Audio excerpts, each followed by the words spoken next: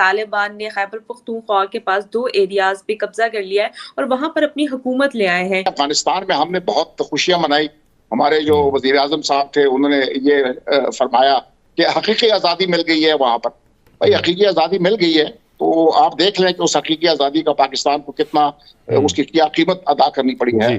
اور سننے میں یہ بھی آ رہا ہے کہ دوسرا پرائم منسٹر بھی طالبان نے ایک وہ منتخب کر دیا. آپ اس حوالے سے پورے سینیریو کو دیکھتے ہوئے کیا کہیں؟ جن لوگوں کے پاس طاقت رہی ہے، جنہوں نے فیصلے کیے، آپ کا ملک ٹوٹا ہے 71 میں، آپ کے یہاں پہ اسامہ کا واقعہ ہوا ہے، مجھے آج تک آپ نے کوئی سچ نہیں بتایا. پاکستان کے سپہ سالار army chief general Syed Asim Munir صاحب سعودی عرب عمرے کے لیے تشریف لے جانے والے ہیں. فیڈرل گورنمنٹ بھی جو ہے وہ اس وقت اپنی جان بچانے میں اور سیاسی جو عدم استحکام ہے اس کا شکار ہوئی ہے.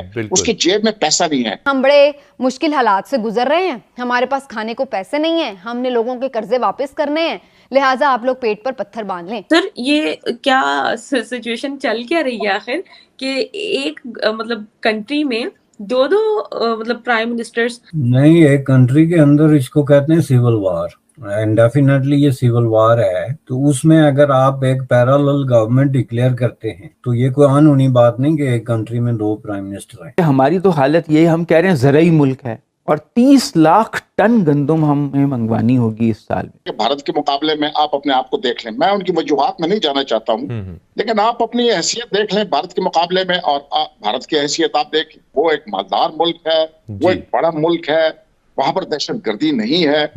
تو اگر وہ کہتا ہے کہ پاکستان میں دہشت گردی ہے تو پاکستان میں دہشت گردی ہے نا، دنیا کو دکھ رہی ہے نا کہ یہاں پر دہشت گردی ہے. رانا ثناء اللہ صاحب نے بھی کہا تھا کہ دہشت گردوں کے خلاف آپریشن کے حوالے سے بھی فیصلے کرنے ہیں. آج پاکستان کے اوپر یہ دباؤ ہے کہ آپ ان کو جو ہے ان کے خلاف آپریشن کریں. دنیا کے کسی ملک میں یعنی وہ ہم 100,000 اختلاف کریں مودی سے، تو مودی کو ہم کہتے ہیں نا کہ چائے بنانے پہ جس طرح افغانستان میں ماحول ہے اسی طرح وہ امپلیمنٹ کریں گے. ابھی تو خیبر پختونخوا تک محدود ہے اور وہ لوگ وہاں کے جو رہائشی ہیں وہ ان سے خوش بھی ہیں، بلکہ ان کے ملیٹنٹ میں بھی ایڈ ہو رہے ہیں. ٹھیک ہے، ان کے مطلب گروپس میں بھی ایڈ ہو رہے ہیں جو وہاں کے ملیٹنٹ ہیں.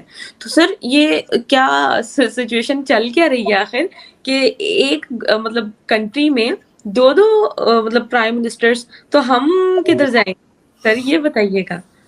نہیں، ایک کنٹری کے اندر اس کو کہتے ہیں سیول وار، انڈیفینیٹلی یہ سیول وار ہے.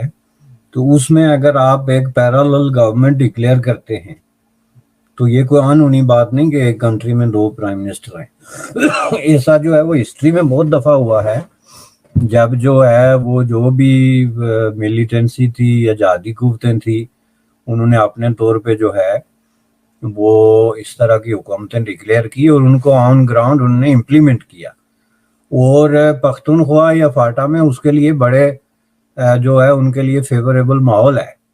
آپ یہ دیکھیں کہ ماضی میں سوات میں جو ہے وہ ملا جو تھا صوفی محمد، جس نے کہ وہاں پہ قبضہ کر لیا تھا اوپنلی پورے علاقے پہ، اور وہاں پہ اس نے اپنی حکومت قائم کر دی تھی، جہاں پہ کہ اس کے جو پیروکار تھے وہ بھی طالبان ہی تھے. وہ اپنی عدالتیں لگاتے تھے، اپنے فیصلے سناتے تھے، لوگوں کو ہینگ کرتے تھے، ان کو موت کی سزا دیتے تھے، ان کو کوڑے مارتے تھے. تو جب آپ اپنا پورا ایک جسٹس سسٹم قائم کر لیں اور آپ جو ہے وہ اس طریقے سے اپنا ایک پیرالل سسٹم اس کو کامیابی سے چلاتے رہیں، تو اس کا مطلب ہے کہ اسٹیٹ کی ریٹ جو ہے وہ اس علاقے پہ ختم ہو گئی.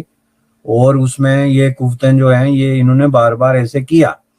اور آپ کو یاد ہوگا کہ وہ معاملہ بھی انہوں نے جو ہے وہ درست طریقے سے اس کو ایلیمینیٹ نہیں کیا تھا کہ ان پہ فورس کا استعمال کر کے تو ان کو کوئی نشان عبرت بناتے، بلکہ وہاں بھی بہت بڑی بارگین ہوئی تھی، جوڑ توڑ ہوئی تھی، جس کے نتیجے میں وقتی طور پہ تو انہوں نے اپنی ریٹ واپس کلیم کر دی.